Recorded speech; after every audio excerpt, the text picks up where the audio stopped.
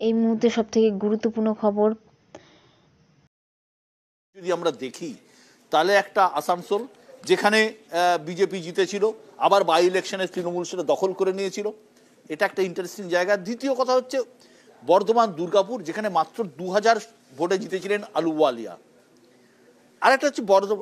আরেকটা হচ্ছে বর্ধমান পূর্ব, যেটা তৃণমূলে জিতেছিল, সুনীল মণ্ডল তিনি জিতেছিলেন।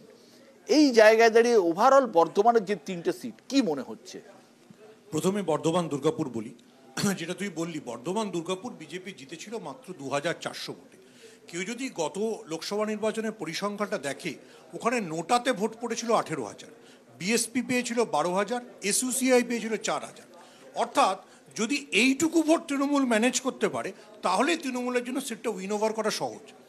এবার বিধানসভা 2021-এর বিধানসভায় গিয়ে দেখা গেল বর্ধমান দুর্গাপুরের মধ্যে 7টার মধ্যে 6টা বিধানসভায় তৃণমূল জিতে নিল।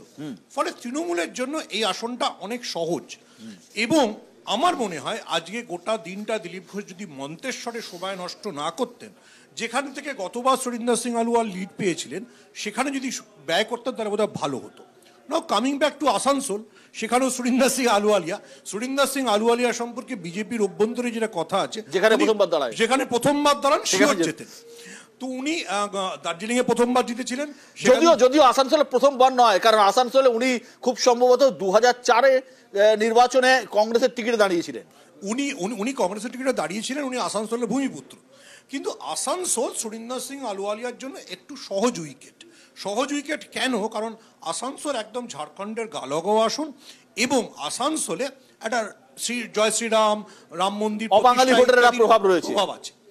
দ্বিতীয়ত ফ্যাক্টর হচ্ছে যে আমি পার্থপ্রতিম বিশ্বাসের সাথে বক্তব্যের সাথে একমত, লেফটের ভোট যত বাড়বে তত বিজেপির জন্য চ্যালেঞ্জ। কারণ হচ্ছে বর্ধমান দুর্গাপুর আসনে সুকৃতি ঘোষাল খুব ভালো ক্যান্ডিডেট, শিক্ষাবিদ, তিনি প্রচুর ভোট টানবেন, প্রচুর স্টুডেন্ট রয়েছে।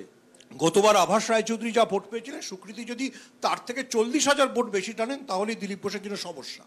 উল্টো দিকে আবার আসানসোলে জাহানারা খাতুন, তিনি আবার যদি ভোট টানেন, তিনি মাইনরিটি বেল্টে ভোট টানবেন, যেটা তৃণমূলের জন্য অসুবিধে। ফলে এই দুটো আসনে বামেদের ভোটই ফ্যাক্টর। বর্ধমান পূর্ব, যেখানে মতুয়া ভোট আছে, সেখানে বিজেপি খুব ভালো প্রার্থী এনেছে, অসীম সরকার। তৃণমূলও নতুন প্রার্থী এনেছে, ডক্টর শর্মিলা সরকার। কিন্তু অসুবিধে হচ্ছে বর্ধমান পূর্বে বিজেপির কোনো সংগঠন নেই। বিজেপির এই সংগঠন নিয়ে ওখানে তৃণমূলের যে সংগঠন, তার মোকাবিলা করা কঠিন। একদম সুমন, আমার যে মনে হয় 3টে সিটে ওভারঅল আমার যা মনে হচ্ছে, বর্ধমান দুর্গাপুর সিটে যেহেতু দিলীপ ঘোষ ফ্যাক্টর, সেহেতু বলা যাচ্ছে না, কিন্তু অ্যাডভান্টেজ মানে 50-50 লড়াই। আজকের পরে আমি 50-50 বলতে পারবো না, কারণ আমার নিজের ধারণা যে দিলীপ ঘোষ সারাদিন মন্তেশ্বরে ঘোরায় শুভেন্দু অধিকারী নিশ্চয়ই খুব খুশি হয়েছেন। রাজ্য রাজনীতিতে তার প্রতিদ্বন্দ্বী চলে যাবে, শুভেন্দুর আরও কেউ খুব খুশি হতে পারে। কিন্তু তৃণমূল আমার ধরনের একটু অ্যাডভান্টেজ জায়গায়, আর বর্ধমান পূর্বে অ্যাডভান্টেজ। আমি একটু রিপ্লাই করতে চাই। দেখুন, আপনি যেদিকে ইন্ডিকেট করছেন সুমন বাবু, আপনি নিশ্চিন্তে থাকুন, দিলীপ বাবুর ছক্কায় আপনারা অক্কা পাবেন, অপেক্ষা করুন, রেজাল্ট বেরোবে 4 তারিখ, বুঝে নেবেন। আমার যেটা মনে হয় বর্ধমান দুর্গাপুরে যাই হোক না কেন, বর্ধমান পূর্বে তৃণমূল অনেকটাই এগিয়ে আছে, এবং আসানসোল সিটে কিন্তু বেশ লড়াই আছে। আমরা বর্ধমানের পরে আমরা আসবো এই মুহূর্তে বীরভূমে আমাদের সঙ্গে রয়েছেন শতাব্দী রায়। শতাব্দী, বীরভূমে এবার কি হবে? জোড়াফুল জিতবে, তৃণমূল জিতবে, মমতা ব্যানার্জি, অভিষেক বন্দ্যোপাধ্যায় জিতবে, শতাব্দী রায় জিতবে। গত কয়েক বছর ধরে বীরভূমের ভোট মানেই অনুব্রত মণ্ডল, চড়াম গুড় বাতাসা। এবার কেষ্টহীন ভোট কেমন হলো? এই কোনো শব্দই এবার তো ব্যবহার হয়নি, কারণ কেষ্টদাই এটা ব্যবহার করতো, আমি কখনো করিনি, বা আমরা অন্যরা কেউ করেনি। তো এবারে খুবই শান্তিপূর্ণ হয়েছে, কারণ শান্তিপূর্ণ না হলে তোমাদের কাছে সব থেকে আগে করে পৌঁছতো, সব থেকে আগে ক্যামেরাবন্দি করতে তোমরা, সেটা হয়নি। যে ছোট একদম সামান্য, সেটাও হয়তো অনেক সময় মিস ইন্টারপ্রেট করা হয়েছে। আদারওয়াইজ এত শান্তিপূর্ণ ভোট আমার ধারণা যে কখনোই হয়নি। দাপুটে কেষ্ট মূল্যে না থাকা কি তৃণমূলের ভোট মেশিনারিতে প্রভাব ফেললো? না, পঞ্চায়েতও করা হয়েছে কেষ্টদাকে ছাড়া।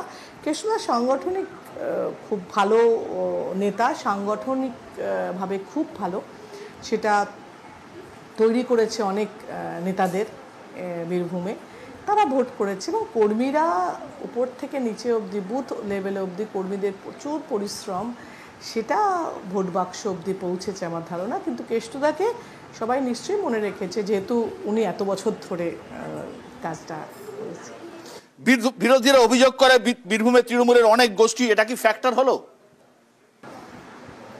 না, এখন আমি এই গোষ্ঠী যেটা হয়, আসলে দল বড় হলে মতবিরোধ, মতামত তফাৎ হয়, কিন্তু ভোটের সময় অদ্ভুত মজা, যে সবাই যেহেতু এক পরিবার, তখন আর ওরা গোষ্ঠী কে কার শত্রু কে কার মিত্র ভাবে না।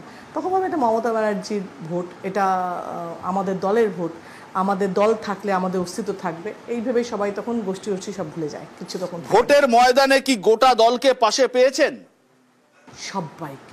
সবাইকে মানে এত সবাই, মানে যারা হয়তোবা আমাদের